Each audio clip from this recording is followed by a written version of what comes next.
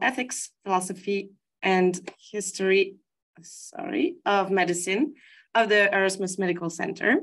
She also works as a senior researcher at Tilburg University at the Department of Culture Studies. And she's currently conducting a research project on self-illness ambiguity in patients with recurrent depressions and on relational authenticity in psychiatry, thanks to a Veni grant by NWO. She's also part of Jenny Slatman's Vici project, Mind the Body, Rethinking Embodiment in Healthcare. And among her published work, she's the author of two enactive approaches to psychiatry, to contrasting views on what it means to be human, published in 2021 in Philosophy, Psychiatry, and Psychology, and an enactive approach to psychiatric disorders in 2020, also in Philosophy, Psychiatry, and Psychology.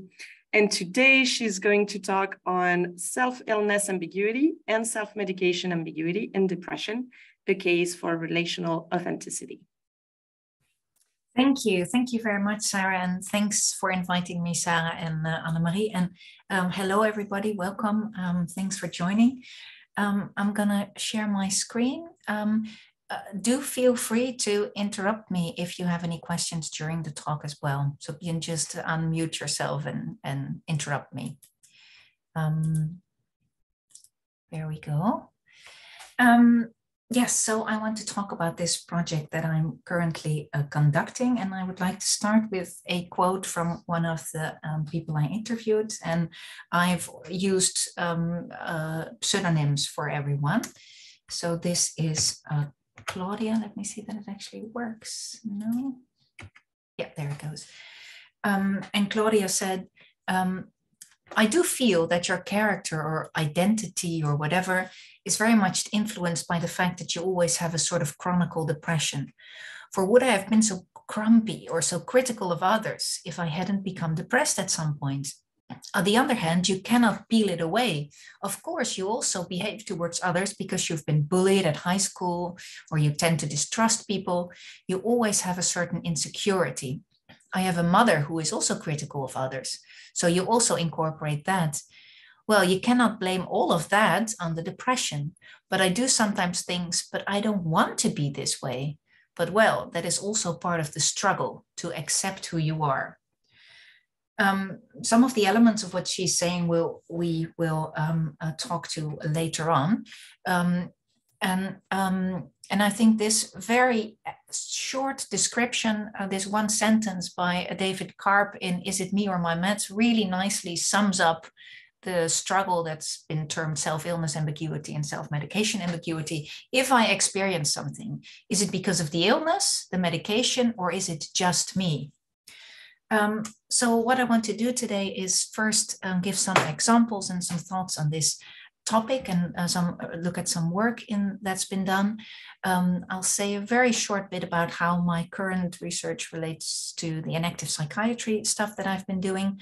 Then I'll present some preliminary results, just a short selection because it's just with these qualitative studies you have so many nice stuff, but yeah, I don't want to sort of bore you with going on and on with quotes. So, and then I'll end by saying something about depression and the self and saying something then finally about authenticity. So in this paper by Hope and colleagues, this is about patients with anorexia. They interviewed them, and this whole topic of authenticity wasn't something that they a theme that they introduced, but it was something that really came out of the interviews. It was very recurrent theme. And one participant said, am I being anorexia because I'm not having a spread on my bread, that is? Or is that me being perfectly capable of making my own decision about what I do and don't like? It is difficult to know. And another participant says, I'll say something and my mom will turn around and say, that's the anorexia. And I'm like, what? That's actually me. And she'll go, no, that's anorexia. So that in that respect, I get scared sometimes because I think, oh my God, I don't know who's who. So what they describe is that there are very different ways of relating to the anorexia, to see it more as a sort of healthy or unhealthy part of oneself, to see it really as a disorder, or that it's more sort of part of who they are. But also what these quotes show is the difficulty of how do I distinguish then between what is me and what's the disorder. And with the scene with the mother, what role might others or loved ones play in trying to tease this out? In a nice, a short personal accounts paper by Ruth Henry, a pseudonym, she writes about her struggles with having received the diagnosis of depression and whether she feels that is right or not. And one of the things she writes is, I think I was born with the tendency to think pessimistically and be overly sensitive and anxious. At what point did my temperament metamorphose into symptoms of a disease? Are they distinct or are they one and the same? Yeah, when does something stop to be character and temperament, and when does it become a disorder? Can you even put the question like that? And related to that for her is very much the question, when are you entitled to a diagnosis? Because she feels that there's all these character flaws that she has, and getting a diagnosis sort of gives her an excuse that she feels she doesn't deserve. Whereas her doctor then says, the fact that you think that is actually a sign of your depression. And then she just thinks, oh, what to make of this? And the aforementioned David Karp also has done really interesting research with self-help group with people with depression or manic depression. And he has been making notes of these in these self-help groups. And one of the themes that was a recurrent theme was, well, I'll read out the quote. He says, it was quite common to hear people talk about the fact that when they were overly aggressive or acting out or irritable and so on, it was the illness talking, not them. One woman whose husband was a manic depressive said that sometimes it is unclear whether the illness is talking or whether he is talking. In a different meeting, a woman who described a history of taking college courses only to drop out offered the following analysis of her behavior. I would always start courses and then drop out. I used to think I was easily bored. Now I don't blame myself or the class. It's not me or the class, it's the illness. And as he also points out, this whole issue of how do you see this relationship has important results for how you think about questions of responsibility and agency. What could you expect from someone and what not? Another really interesting study is done by Alina Singh, who interviewed the parents of young boys with ADHD. And she asked them about their reasons for medicating, because Ritalin, especially during that time, I think it's a bit older, 2005, it was just a short working Ritalin. So then it works for 3 hours or so. And this means that you have to sort of decide when to give this medication during the day and throughout the week as well. And what considerations do parents make in this regard? And here's a quote of one of our participants who says, I feel so happy for Joseph that he is finding his way and can feel better about himself. He has friends and has self-esteem. He understands himself better. Now he's comfortable with himself. Now that is with taking this. This is all with taking Ritalin. Now that he's been taking Ritalin, now he's comfortable with himself and comfortable with the world around him. The real Joseph is the one on medication. That's the real one. I know that because he doesn't like what he is not on medication. So that can't be the real one. The real one is the one he is most comfortable being, where he just feels best about himself. And this also brings some questions to the fore. This real self of Joseph, is this really his real self, or is that rather his best functioning self in a certain environment? And also, how to understand the relationship when medication works on the behavior, not just on the behavior. How do we understand that relationship between behavior and self, between emotions and self? Also a very important effect of medication affecting someone's emotions. So what does medication exactly influence, and how does that relate to being yourself? And here again, this role of others in determining authenticity is really striking, because here it is the parents that have to make these decisions about this, the use of Ritalin. So there's been, this is just, I've just picked out some nice studies, but there's many more nice studies actually that have been done. Or theoretical work also that shows that authenticity, being yourself, is a concern for psychiatric patients, that it impacts their quality of life, and that it impacts treatment choices. I think that what these papers show, I'm not going into that in much details, but it does seem to be that this whole question of self-illness ambiguity is different for different disorders. I mean, one obvious way or several obvious ways in which this is the case is, for instance, the amount, whether it's ego syntonic or ego dystonic, but also the age at which the problem started, whether it's more early in development or rather later, whether it's episodic or not. And I also want to, before getting into my own data on this, I do want to make a sort of remark on this very notion of, the notion self-illness ambiguity was actually introduced by John Sattler in this paper that I put on the site there, 2007. People had been writing about these issues, but he was the one sort of introducing this term for it. The good thing, I think, is that people will understand what it is.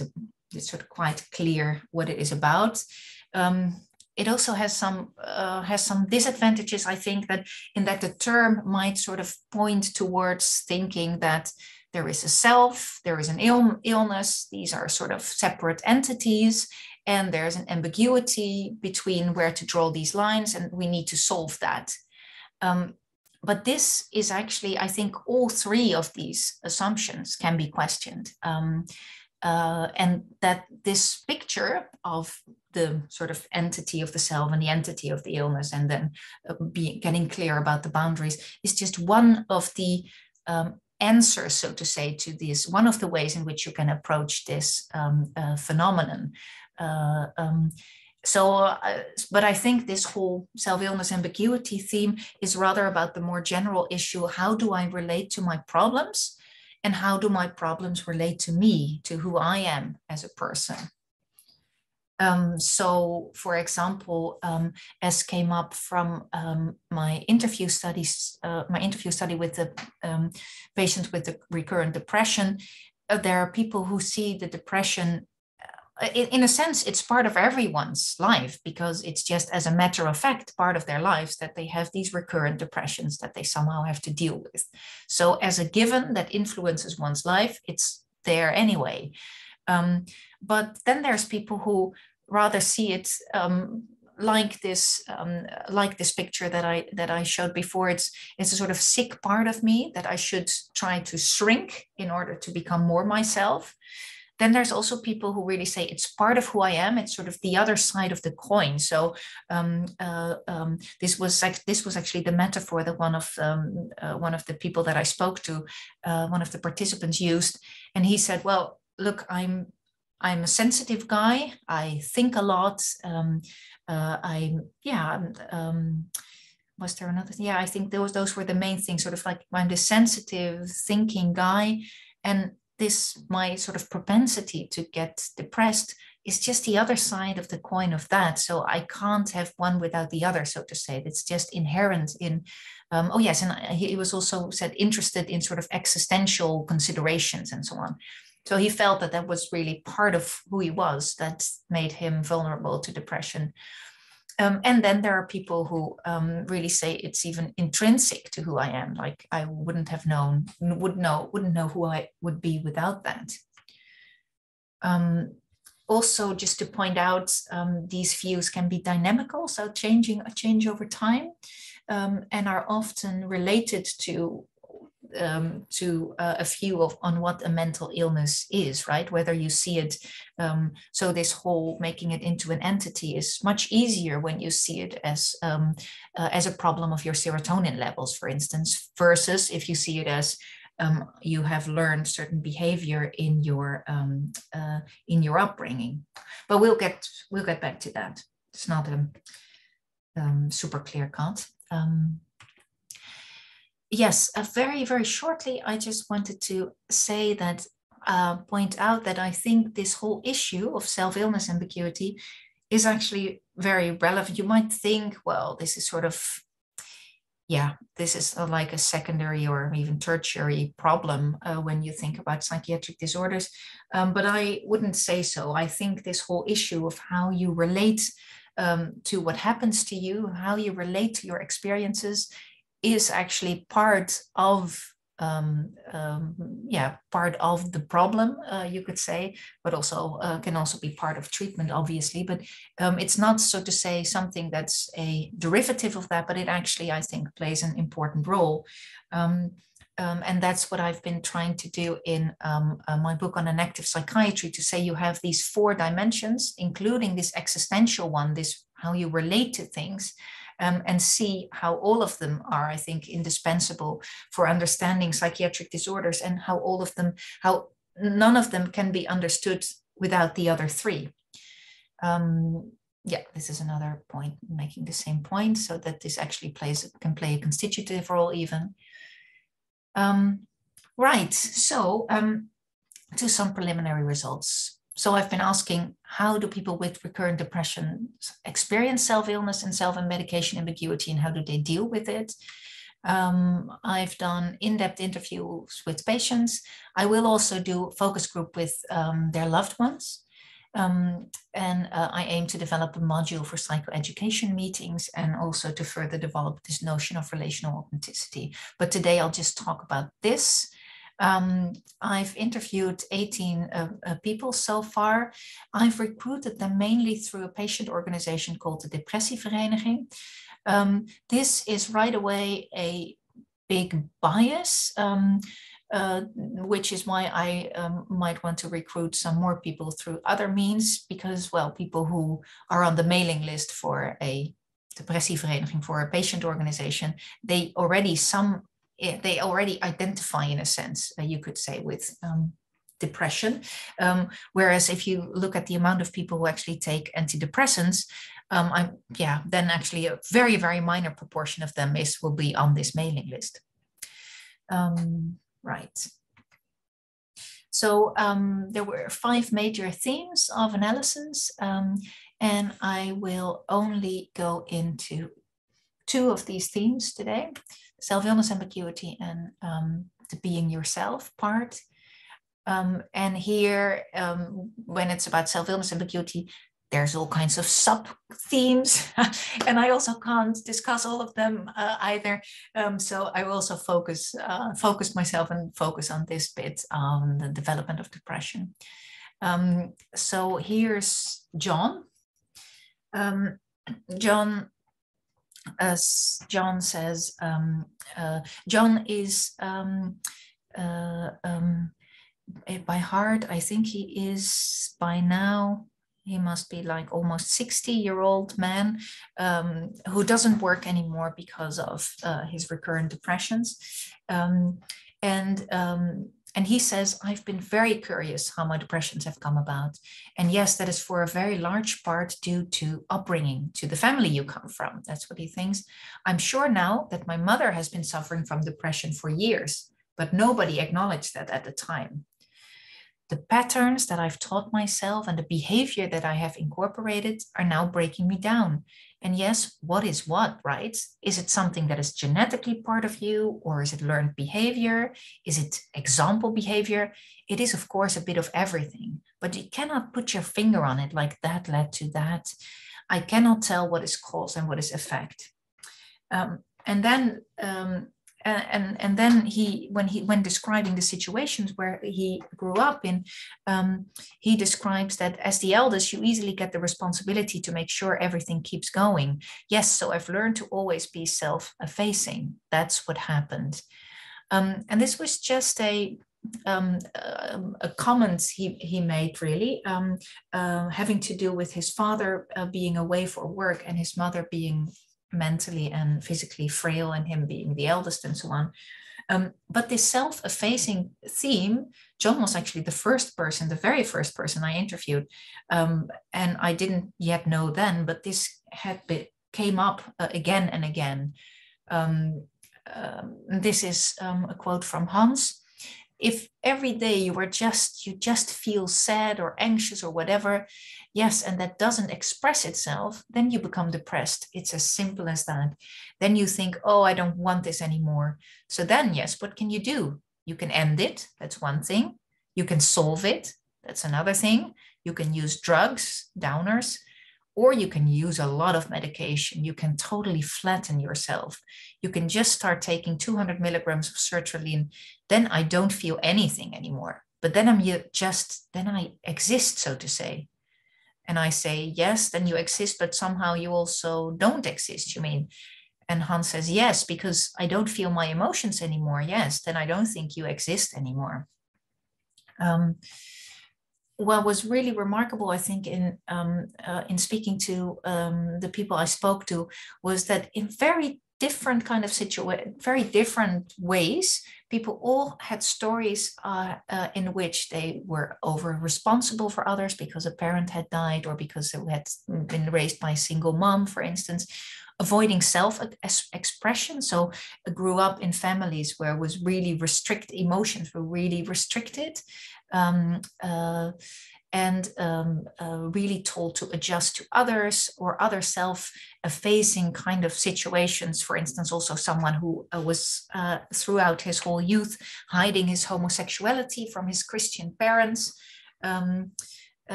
So in very different ways, this was a common theme of people sort of adjusting to others and not expressing some parts of themselves. Some even explicitly mentioned that they felt this was a sort of survival strategy to shut themselves off. Hans said, well, but then when you do that, it leaves you empty. And he even used the word with a flawed identity formation. So you can also see that some of the participants have been getting psychotherapy in different forms and have taken over some of the vocabulary in that.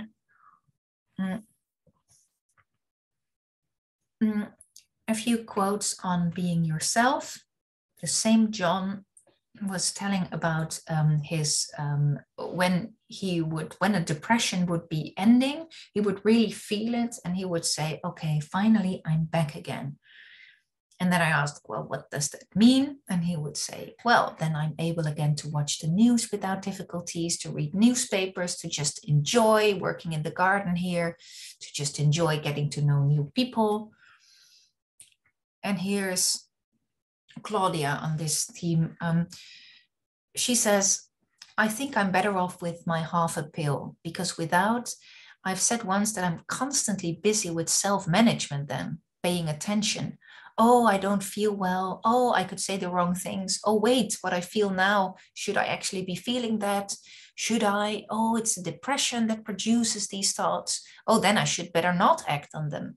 And that's what can keep you occupied full time when you're depressed. And then you think, okay. And if you're depressed for a very long time on end, then you think, nothing I feel now I can actually take seriously. So who am I then? And she, in a later part of the interview, she says, I think it's important accepting that you cannot live your ideal life. That has taken a while, plus the support of medication, that I've made some progress. The acceptance that life is not ideal, that your health is not ideal, including your mental health, but that you do try to make something of those things that you find important in life. But at the same time that you accept that you try to come to terms with the fact that you cannot do everything in an ideal way. In her case, for instance, she is very much into plants, and she would very much like to have how do you say that in English? To sell plants, basically. But then she says, well, but I know that I have my bad days in which I can do nothing. And if you want to have like a commercial, if you want to do it commercially, you can just say, okay, well, I'll send it to you in 2 weeks time or something like that. So what were common themes in this topic, this on being yourself, was that people said being yourself is being able to do what you enjoy and act according to what matters to you, saying farewell to a certain ideal image of oneself and one's life or future, which is in a sense, I think, something that all of us need to do to some extent. And also, as you've seen a bit in the quote from Claudia, many people struggle with this self-management, this sort of self-management thing. On the one hand, they want to keep an eye on themselves. Sorry. Sorry.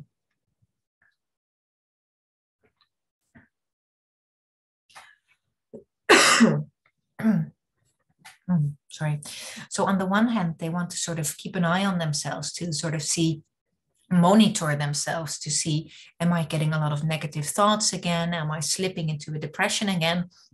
But this self-monitoring itself also becomes sort of a burden and gets in the way of living spontaneously. So a lot has been written about depression and the self already. This is actually a picture that Richard made for me.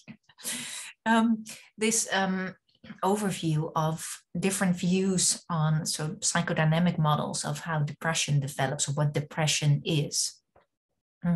Yeah, I don't go into all of them, but what I was really enthusiastic about was when I discovered the book called Silencing the Self, Women and Depression, and I really felt that really fits with what I've been hearing people say.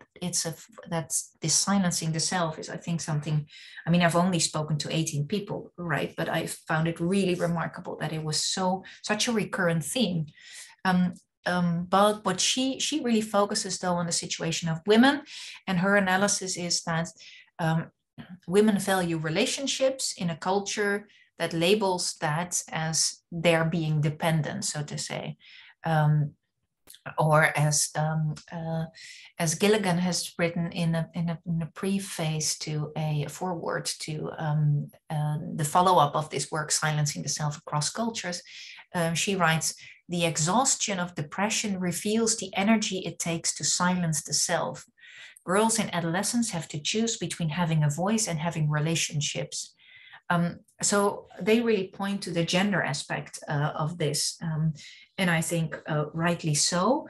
But I also think that everyone wants to be in relationships, and I think the more general problem that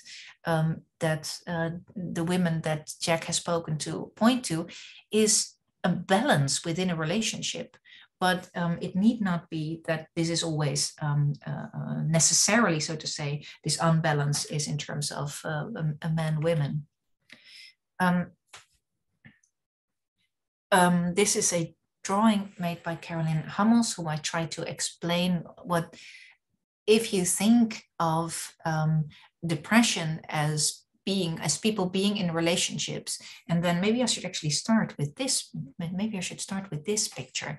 I was at this very nice sketching philosophy workshop where we were encouraged, we philosophers, to actually try to make something, make something more concrete out of our thoughts. And luckily there were also some people present who could actually do that, and I can now rely on some of the things that they've made.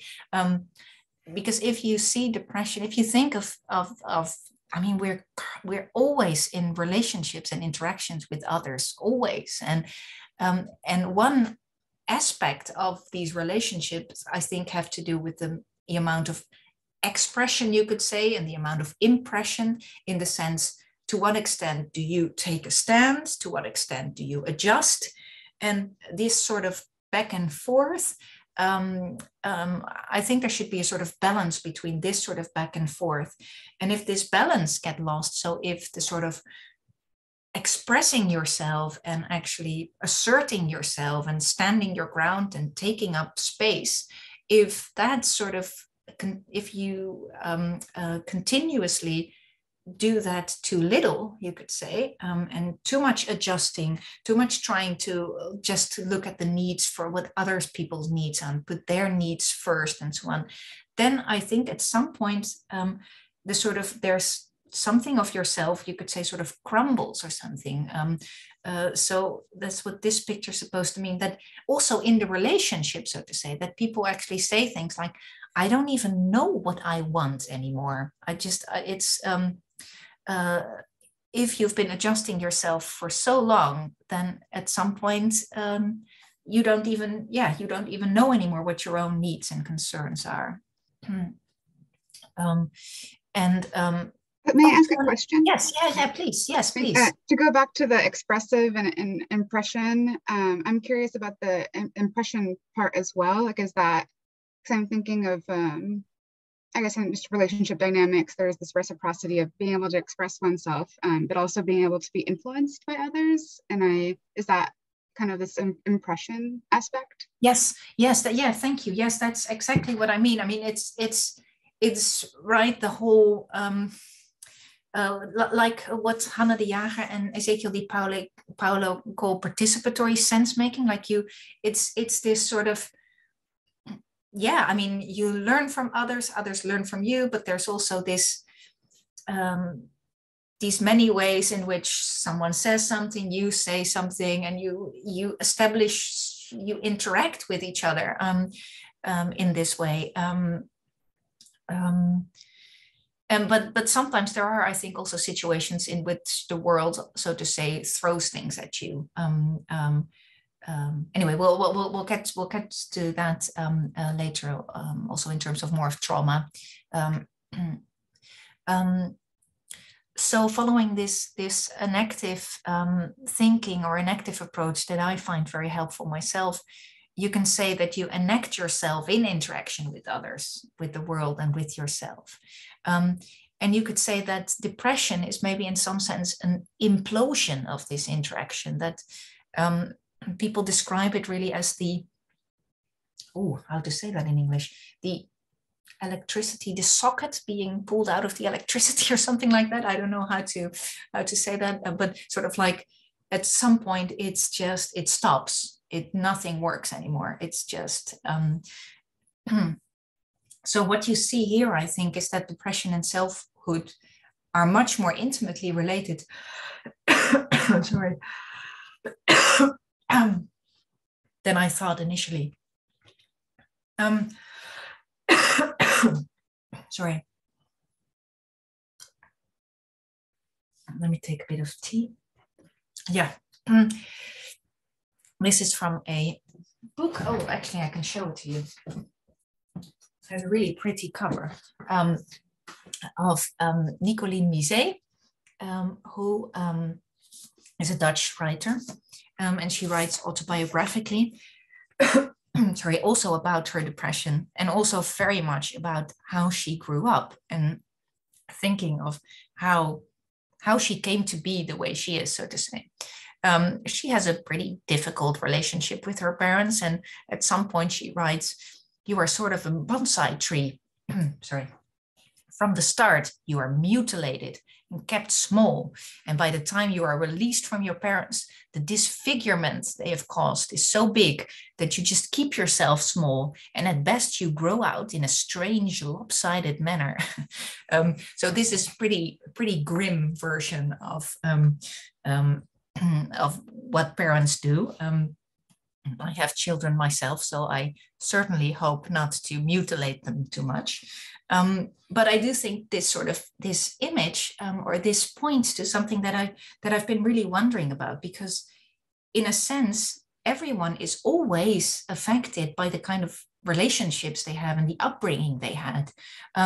But the more, yeah, I mean, traumatic is a bit of a difficult word, right? I mean, it has such big range of trauma, so to say. But the more restricted, you could say, someone has grown up, or the more difficult their situation growing up was, the more restrained also the kind in which they have been able to develop themselves, or the kind of interaction patterns that they have adopted. So there does seem to be something,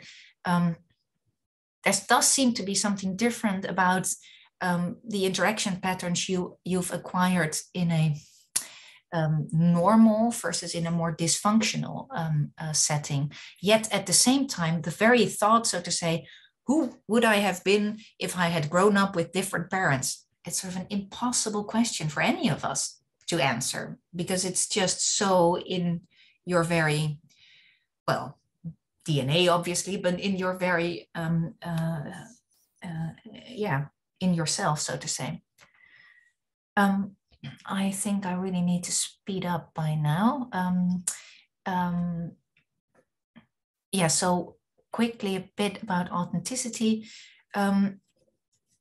So authenticity, so what does this all have to do with the theme of authenticity and being yourself?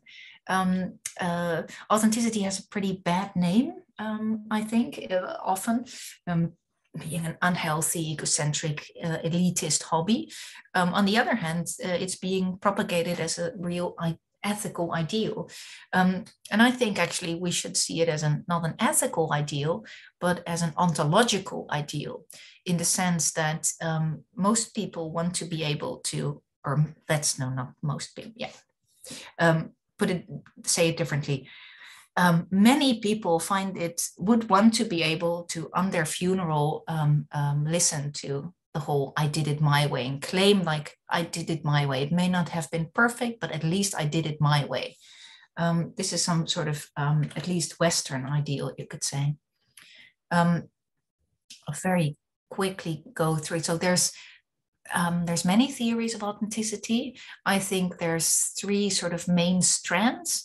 On the one hand, you have on the one end of the spectrum, you have this authenticity as discovery. So there is this true core self that's unchanging, and it's just because you have been there's just all these layers of conforming yourself, conformism to others, that you have to peel away in order to be yourself again. On the other end of the spectrum is authenticity as creation, the more existentialist idea that you can choose anything you do is your choice, but also you have to choose it. And also you have to choose that on your own, so the authenticity of discovery, I think many people find it has an intuitive appeal, but it has the downside of being very static, right? That you think, okay, but people change also. Authenticity of creation as creation, the other side. So it's very agentic. You can very much, it's very optimistic in a sense. On the other hand, it's also a real burden that you really have to make something of your life yourself. And also, it remains unclear on what grounds really, on what basis then.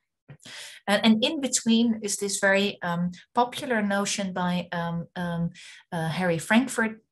He doesn't really talk about authenticity that much, but this whole notion of identification that he brings, where he says you have all these beliefs and desires, and it's wholeheartedly adopting or embracing the selection of these beliefs and desires that you wholeheartedly embrace. Those are your authentic self, which has the advantage of being right in a middle ground, right? So there are some things that are given, your beliefs and desires, but there's also the agentic parts that you can choose which one to identify with. A remarkable thing, if you look at many theories of authenticity, is that they all rely on some form of individual reflection in order to come to establish or to determine your authenticity. And that's problematic in psychiatric disorders when you don't even know whether you can trust your reflection or deliberation. But I think actually in many more cases in normal life within question mark times of emotional upheaval, times when you think about authenticity, are times in which you don't know anymore whether you can trust yourself. Should I continue this relationship or not? Should I find another job or not? And recently, Gallagher, Morgan, and Rokotnich introduced the notion of relational authenticity, where they say the individual self is an intersubjective accomplishment. Where they point out that it's not so much that others are a threat to my authenticity, but others are the occasion for being authentic. So if you go back to this idea that you enact yourself in interactions with others, it's also that such interactions are, these same interactions are also the occasions for inauthenticity, to when you over-adjust, when you pretend, when you sort of talk along with somebody and afterwards you think, oh, I've really I feel a bit dirty I should have stood up for my own values more, and things like that. So this is really the final slide now. So how to understand then what is going on here? And one way to go, and this is actually something that that also, I think actually you, Richard, was the first that was, I think Richard embraces this, but and also proposed this, but let Richard talk for himself. Anyway, talking about relational stuff, right? So a negative definition of authentic self could be if you think that certain patterns of behaving or thinking or feeling get in the way of engaging with the world, and that authenticity is rather a matter that when you are living authentically, that means that you have resolved these obstructive tendencies. Another way to go might be a more moral way,